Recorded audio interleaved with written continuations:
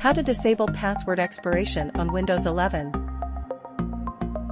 You need to log into user that password has been expired. Then you can now change the password. But you can use the previous password you have on this changing form.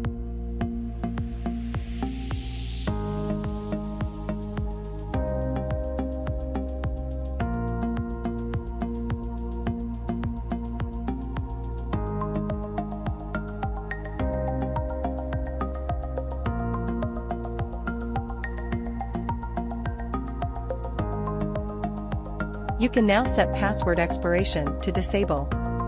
To do that, you need to open Command Prompt as administrator. Make sure you choose the right username.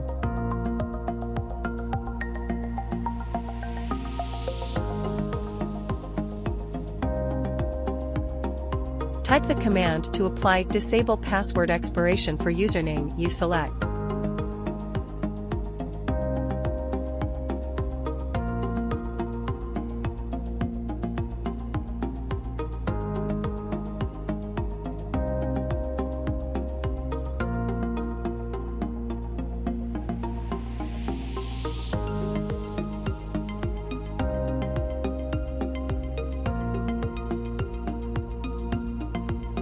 You can now log in back into your username and the password expiration has been disabled.